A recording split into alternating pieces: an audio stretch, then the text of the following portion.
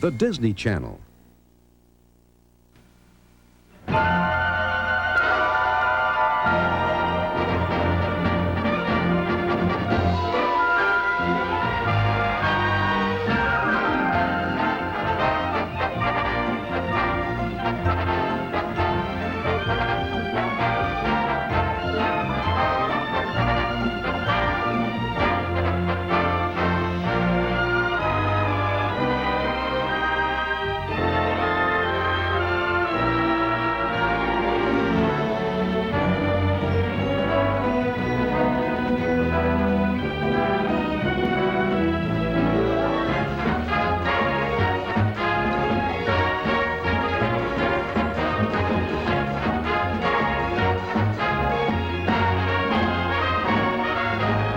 Wonderful world of Disney.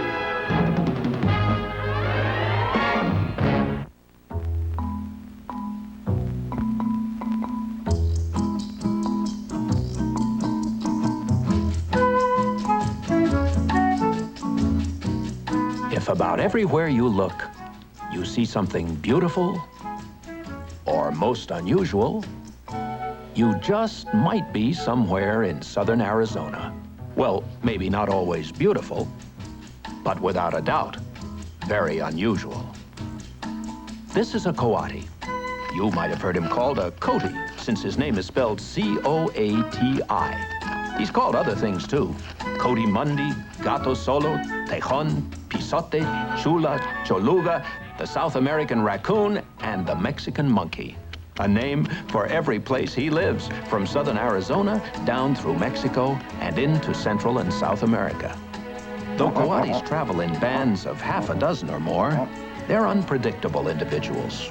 There's no leader, but if one gets a notion to move on, the others usually follow, no questions asked.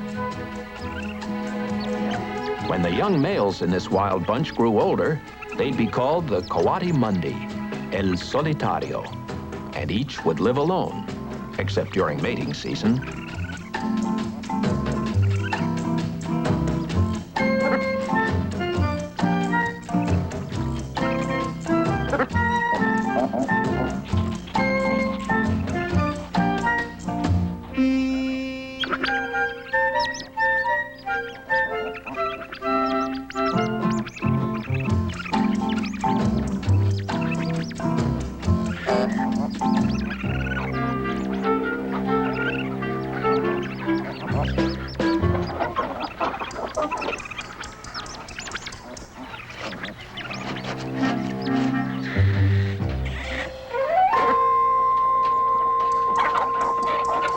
There'd be eggs down there, a favorite Coati dish.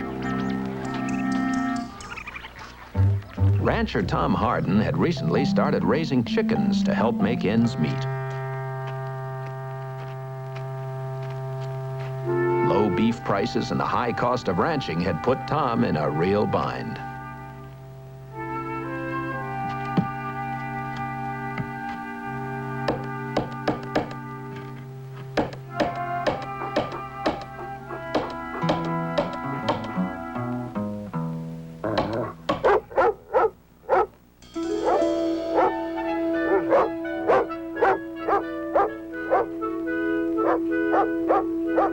Nothing seemed to be going right for Tom lately. Big things, like having to sell some of his land to keep his cattle, and little things, like mending that fence. And though Tom didn't know it, he had Coati trouble too.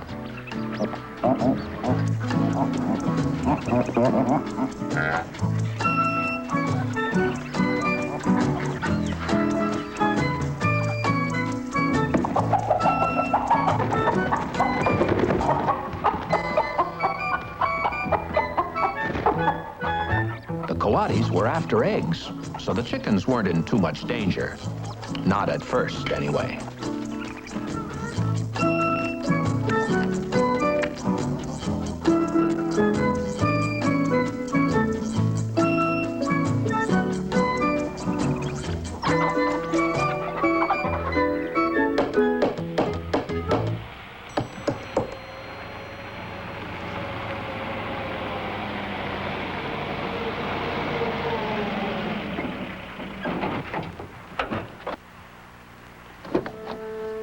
Charlie Crowfoot was an American Indian, born and raised in Arizona. He was hoping the rancher wasn't at home, because every time they met, something went wrong.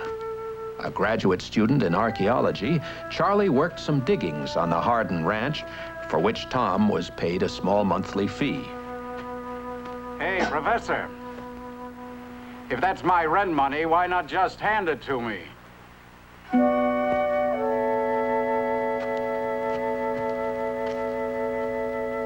I didn't see you, Mr. Hardin. Ain't hardly enough in there to buy me a month's chicken feed. But you made the deal. You've been squatting on my property for 6 months. I had no idea they'd send somebody like you out here to be living in my back pocket. If you mean someone like an Indian, Mr. Hardin, there was a time when you would have been the squatter on this land. I'm not much interested in what was, son. I've got too many problems with what is.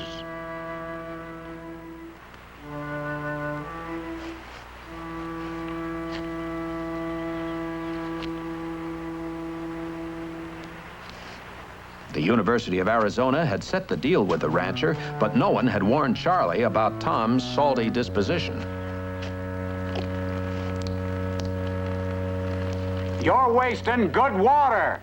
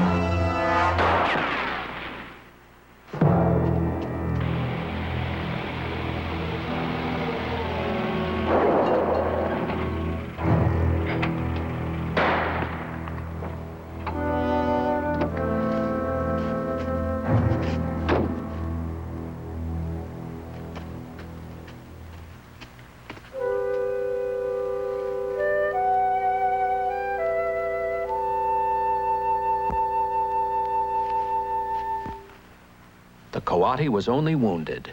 He was in that state of shock common to injured wild animals.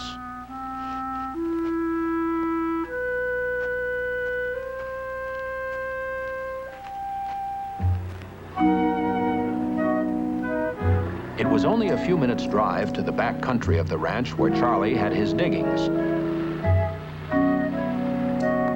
Centuries ago, ancient people had settled here, Charlie's people. Searching into their past to discover an extremely old civilization had now become the most important thing in Charlie Crowfoot's life.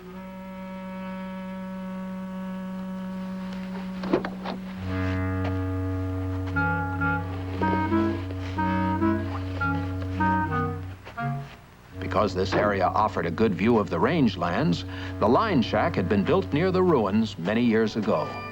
Charlie had turned it into a rough archaeology lab where he could catalog and study the artifacts from his digs.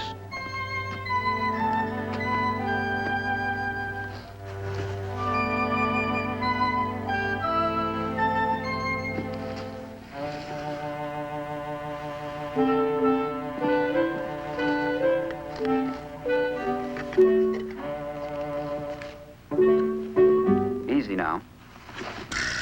Aye.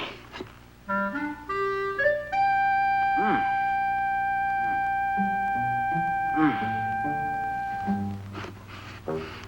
Knowing that most wild animals quiet down when their eyes are covered, Charlie figured all he had to do was put the coati into the gunny sack.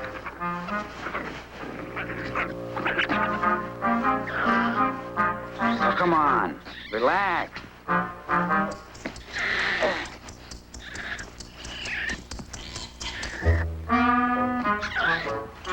Hey.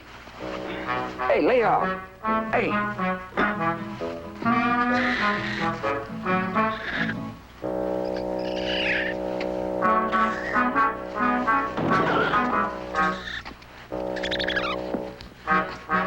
That's it. In you go.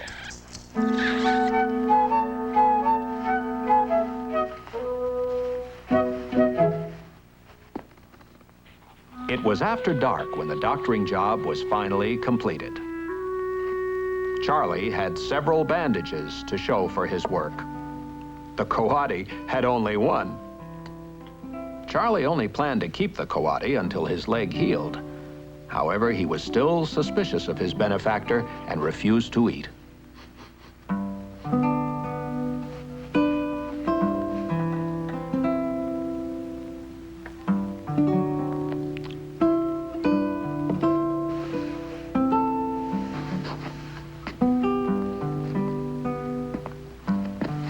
How about some cocoa, huh?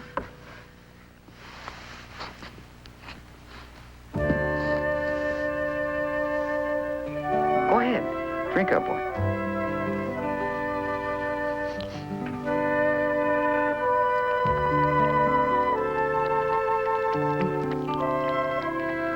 Then and there, Charlie decided to call the coati Coco. The coati then ate his fill.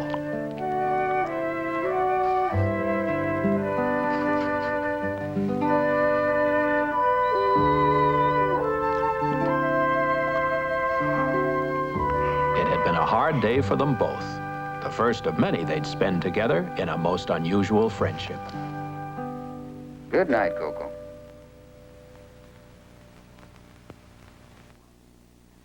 It was early the next morning, and the coati was still asleep when Charlie left for town. The young archaeologist had to report into the university and pick up supplies. Coco was quite content to go back to sleep and just get well. Charlie Crowfoot had graduated from the University of Arizona. He was now working on his doctorate in the Department of Anthropology. From time to time, he brought in samples of his findings to be evaluated by his advisor, Dr. Emil Howry, internationally known archaeologist and an expert on ancient American Indian cultures. If Charlie could prove that his diggings dated back to before the birth of Christ, he could probably get a larger grant of money to continue and expand his work. Dr. Howry was looking for an object that could be dated scientifically, like a piece of charcoal from an ancient refuse heap on which the carbon-14 method of dating could be used, or a section of wood that could be dated by the tree ring process, items that Charlie had not yet found. More than just pottery fragments. But once again, Dr. Howry saw nothing significant in these new finds and could only encourage Charlie to keep digging and not to give up. Before returning to his digs, Charlie visited the museum on campus. There he saw an ancient fire pit and a section of ridgepole, examples of what he hoped to find. He dreamed of the day his discoveries would be here. And so it was that Charlie went back to work more determined than ever. In the shack, the coati was getting restless. His leg was nearly healed.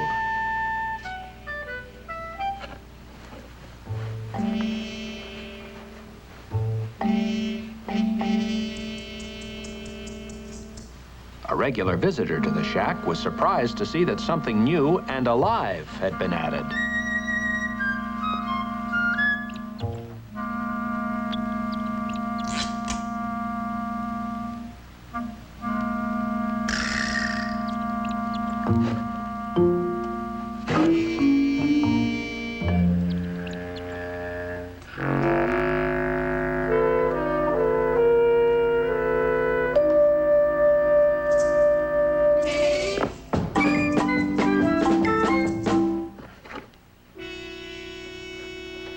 Though Coco's nose was long enough to sniff around corners and into deep holes, it came up short in this case.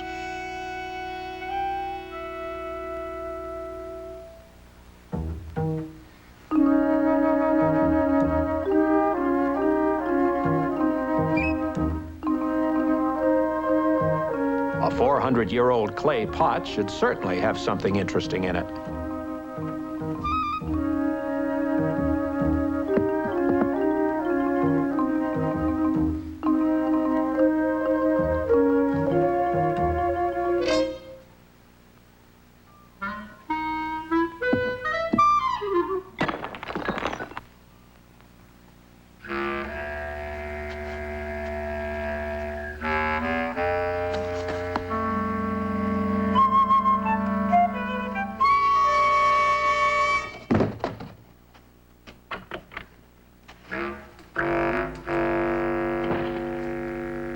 Coco?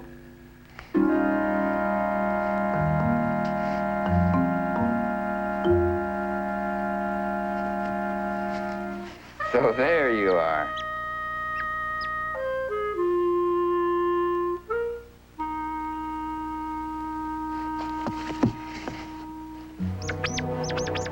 Okay, Coco. Looks like that lake's well enough for you to leave now. I'll leave the door open.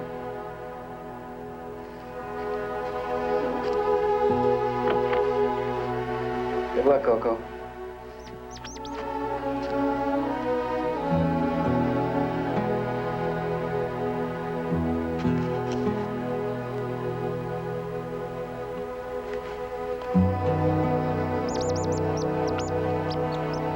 Though Charlie had never intended to keep the Coati as a pet, he was kind of sorry to see him leave.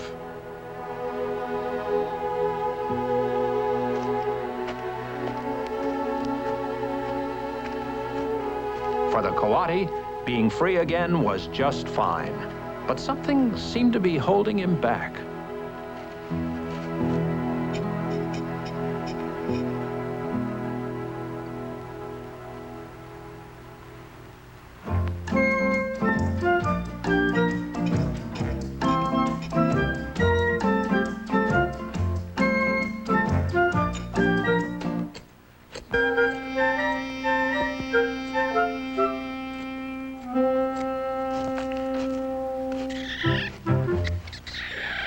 Couldn't stay away, huh, Coco?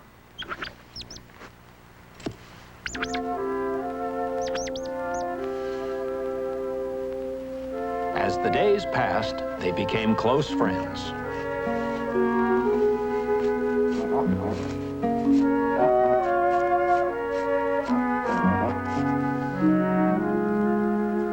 Whenever a discovery was made, the curious Coati had to check it out.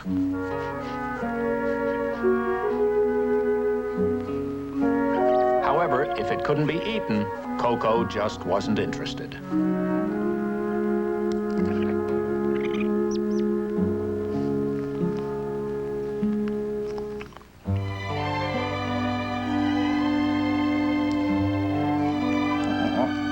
Hey, just grapes. No fingers, okay?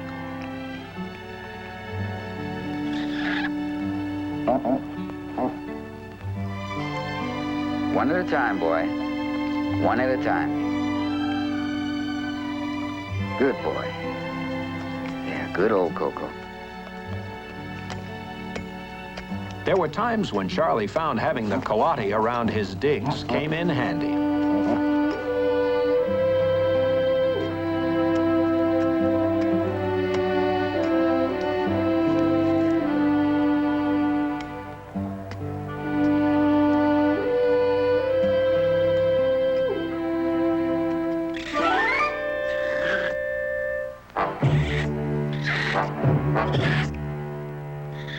No, Coco.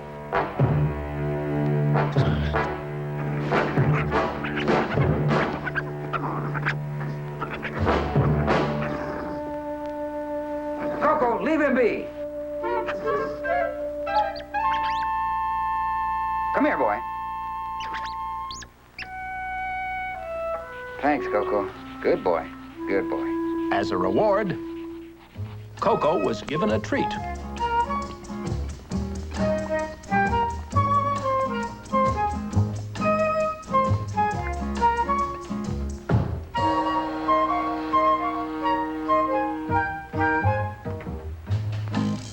Hey, now, slow down a little.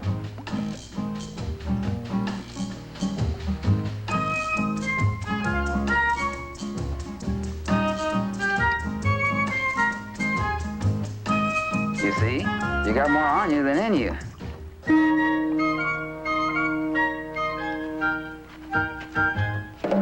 Whenever Charlie took short trips around the ranch, like going for fresh water, the co-pilot was Coco.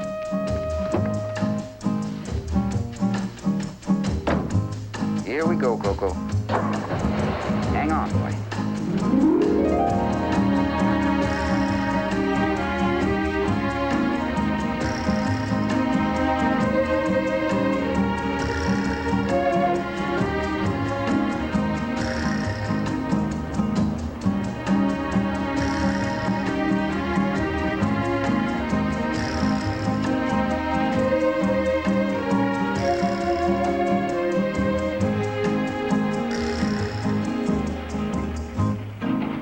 Charlie got his water at a windmill in the back country of the Hardin Ranch.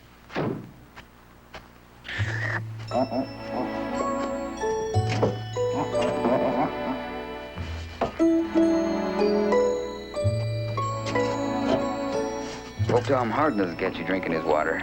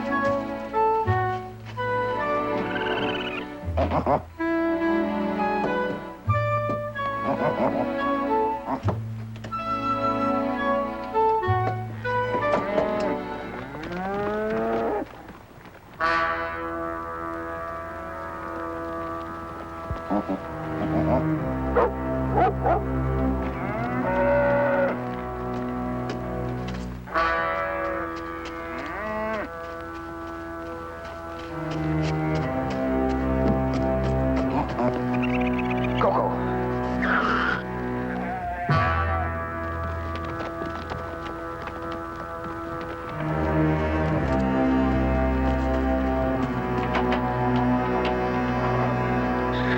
Come here, boy. No, Coco, no!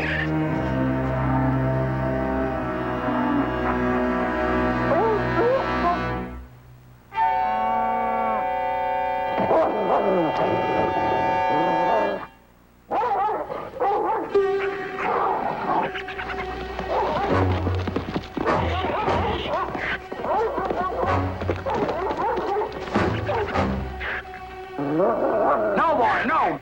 Rip, get out of there! Get away from that critter! Get out of there, Rip! Coco, no!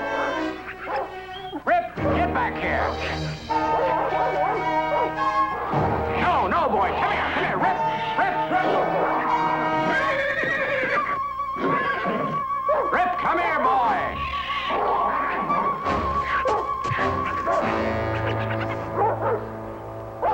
Rip! Get on back here! Come on, boy, get back here! I sure am sorry about this, Mr. Hardin. Was that your critter out there? Yeah?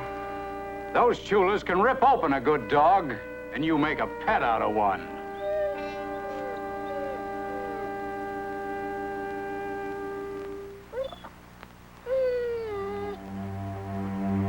Here, boy.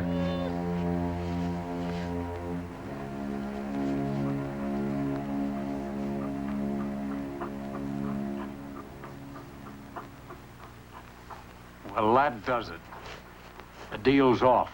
I'm paid up to the end of the month. That'll give you just time enough. Fill up them holes and get. Come on, Rip.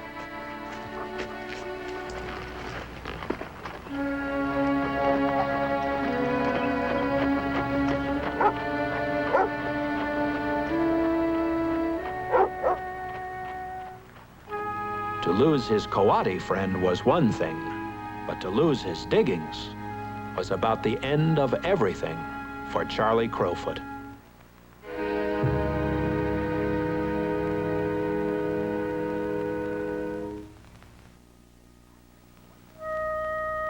After his fight with the dog at the windmill, Coco had kept right on running. Now he was tired and hungry and missed those regular handouts from Charlie. But the shack was far away, so he had to provide for himself.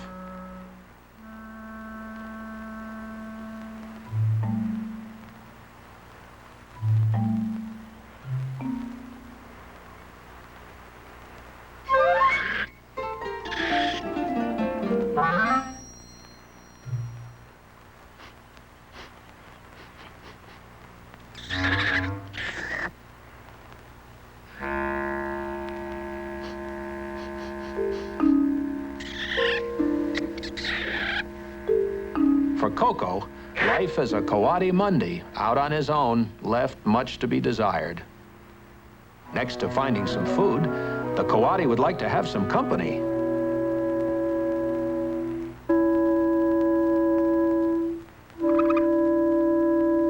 This young peccary had found a meal of roots under a boulder.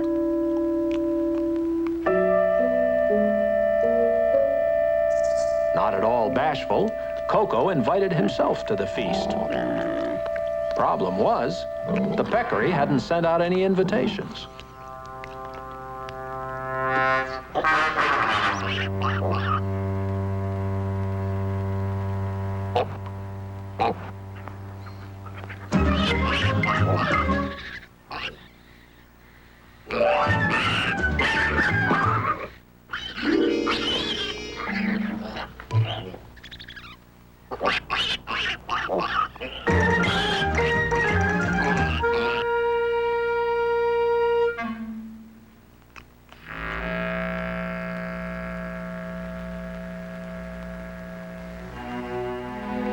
For the rest of the day, Coco's luck was about the same. All bad. No food and not a friend in sight.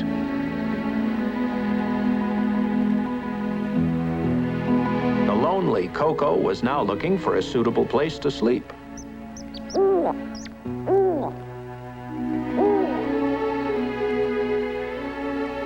Coati bands usually spend the night together in a roosting tree.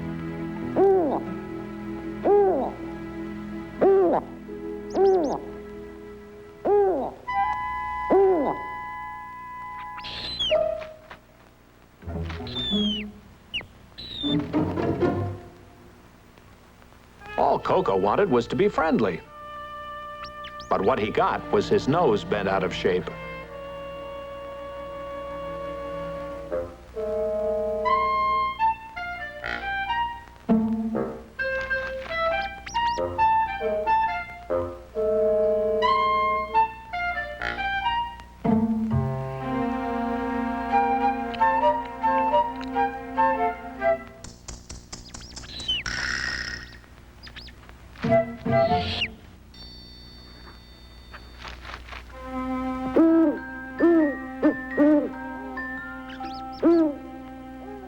Well, if these night owls wanted to stay up till all hours, Coco would try to oblige them. And as the night passed, Coco had all the company he could ask for, but very little sleep.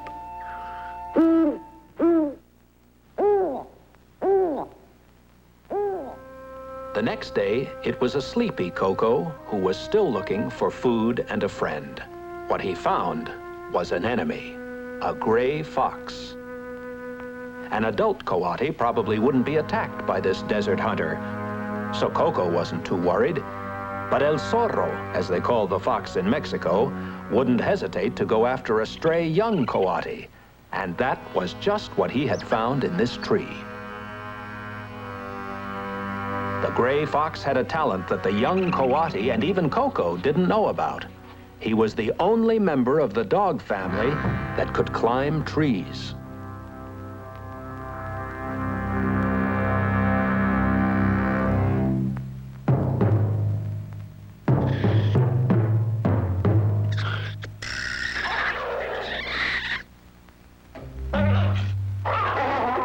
Getting bitten was not in Coco's plans.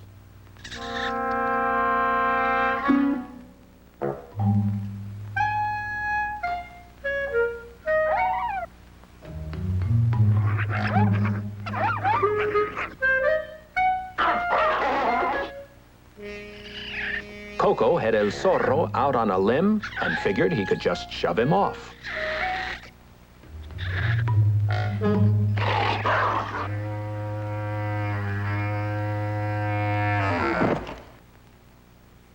The young Coati wanted to make sure the fox had really gone before joining Coco to look for his mother.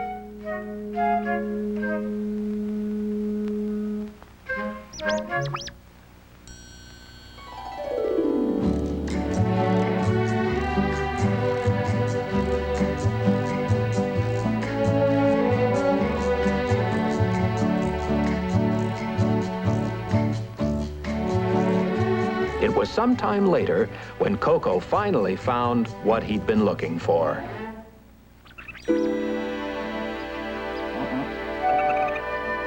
His young friend was already getting a good scolding from his mother.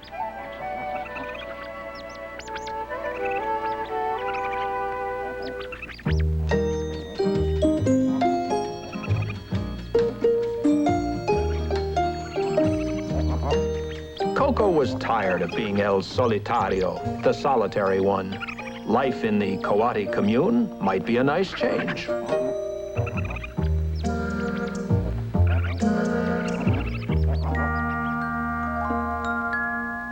That evening, there was real Coati togetherness.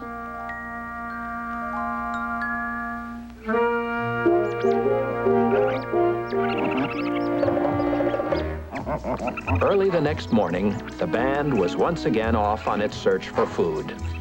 Coco seemed to know where he was going, and the others tagged along. Actually, Coco was heading for Charlie's shack.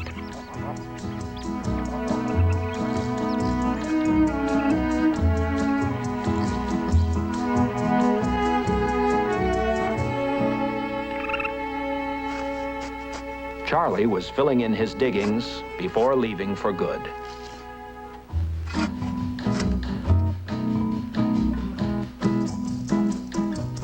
The rest of the Coatis didn't even see Charlie in their eagerness to check out Coco's Cafe.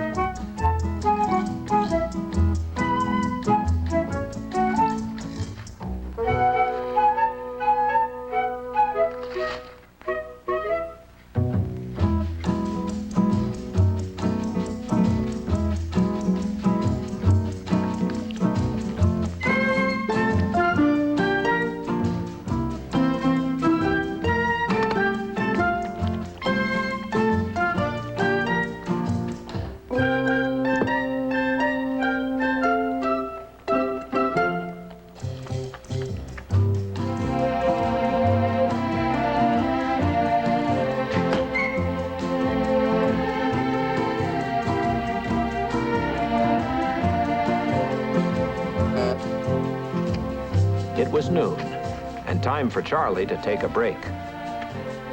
This was a sad business, covering up a dream with dirt.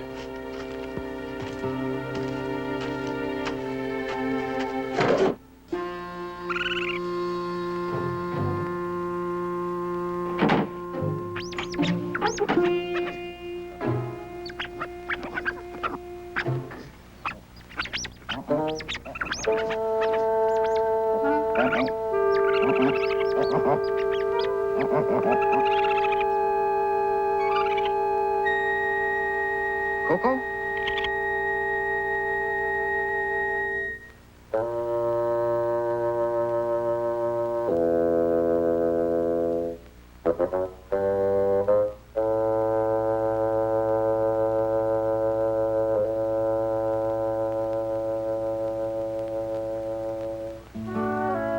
And so it was that Charlie once again had company while he worked.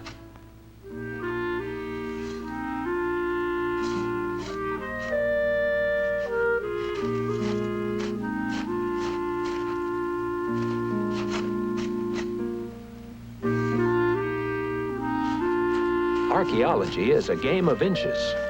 The Coati had found a piece of wood just below the surface of the excavation. This could be the discovery Charlie had been hoping to make. The piece of wood that Dr. Howry had mentioned, a ridgepole or a handle from an ancient tool. He'd take this lucky find into the university the first thing in the morning. Coco's discovery brought a glimmer of hope for Charlie Crowfoot.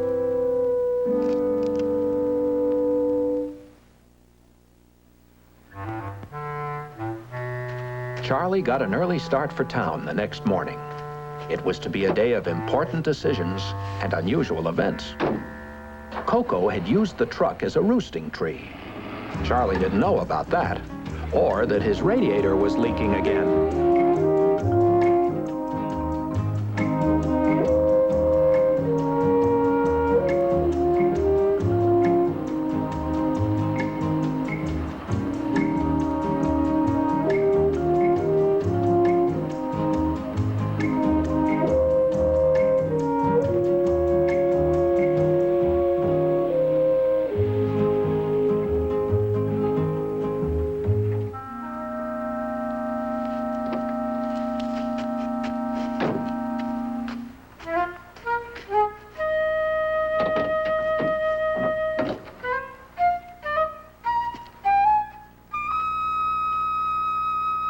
Coco finally had a chance to explore this strange tree.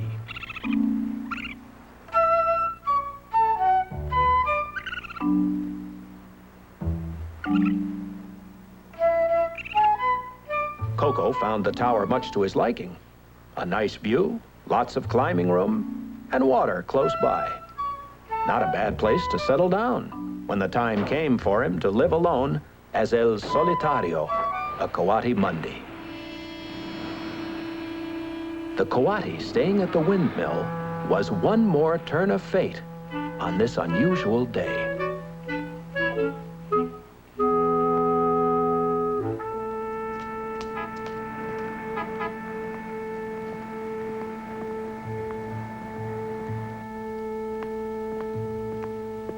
On his way to Dr. Howry's office, Charlie stopped just for luck at the tree ring display.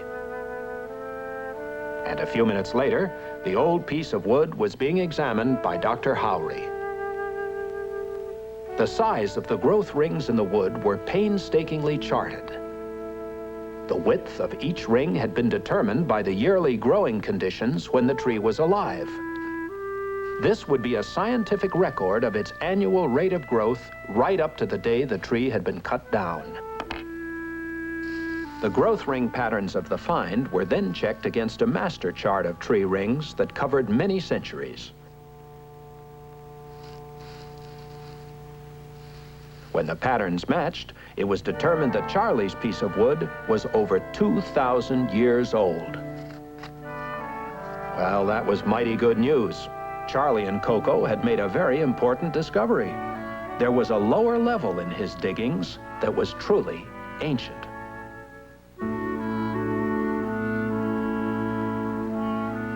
After thoroughly exploring the windmill tower, Coco set out to check over the other facilities.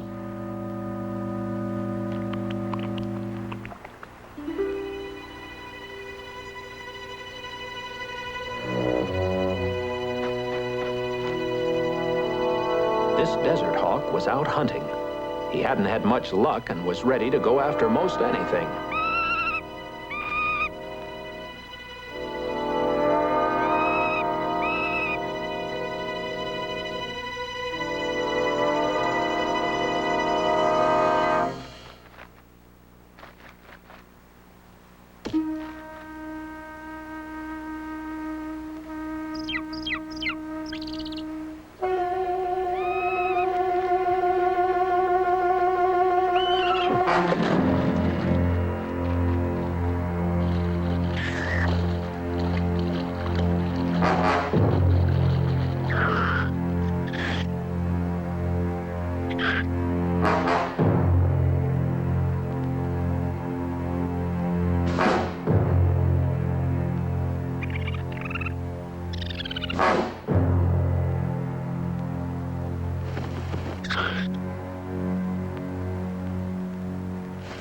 Coco was now a prisoner in the pump shack.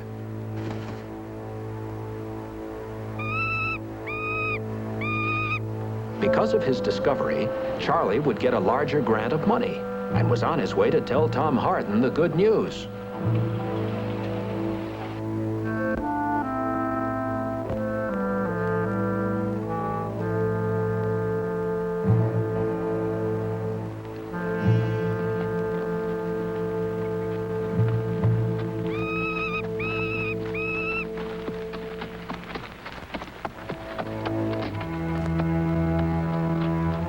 Tom Harden had ridden out to check the operation of his windmill.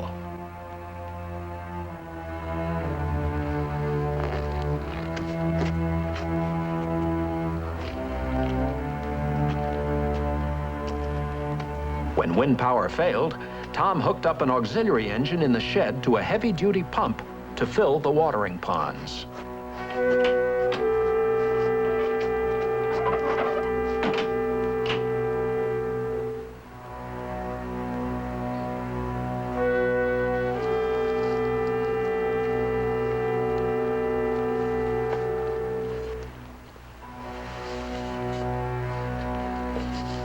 All ready to go, Tom set the carburetor for a rich starting mixture. He was not ready for what happened next.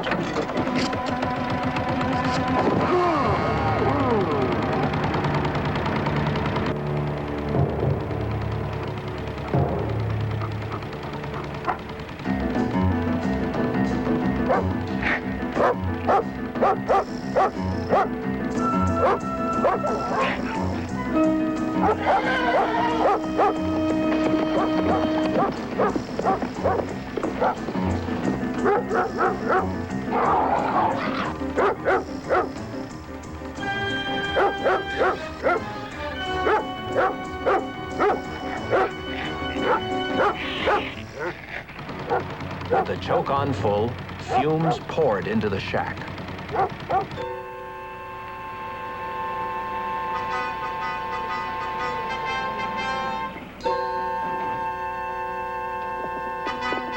The runaway horse could mean one of two things. Tom Harden was on foot, or he was in some kind of trouble. Finding him on the big ranch wouldn't be easy.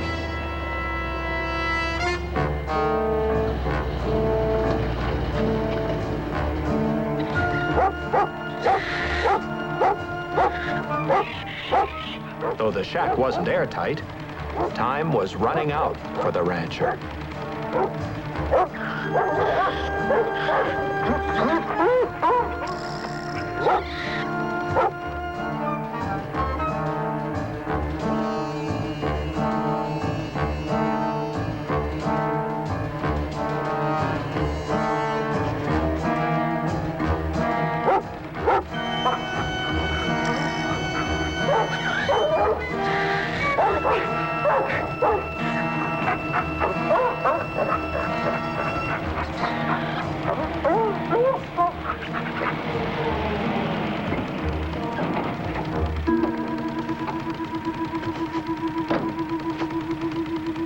Coco.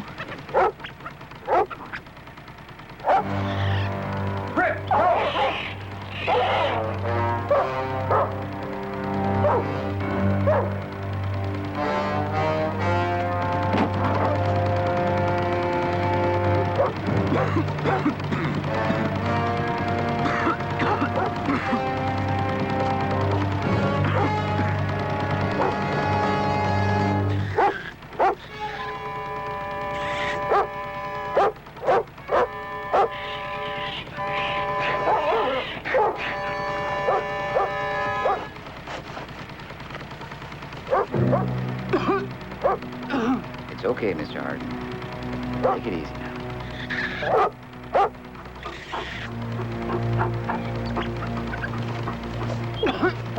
Rip finally settled down when he saw that his master was okay. Coco, of course, took credit for the rescue. It was a little while later when Tom felt well enough to go home. Having heard how the Coati had led Charlie to the pump shack, The rancher was beginning to realize that maybe his life had been saved by the young Indian and that no-good chula. The day's events had brought many changes, even one in Tom Harden. Son.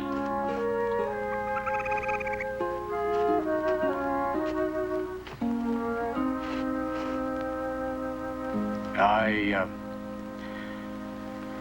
ain't much good at saying I'm sorry. No need to, Mr. Harden.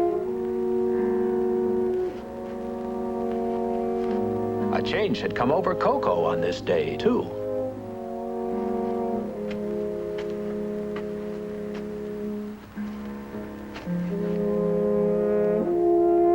Want to go home, Coco? According to nature's timetable, Coco was now a mature male, a Coati Mundi, a loner. All right, Coco. But come and see me. Anytime.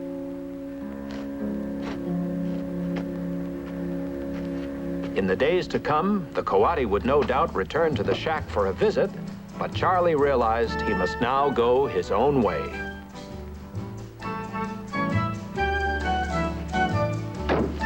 Coco, the Coati Mundi.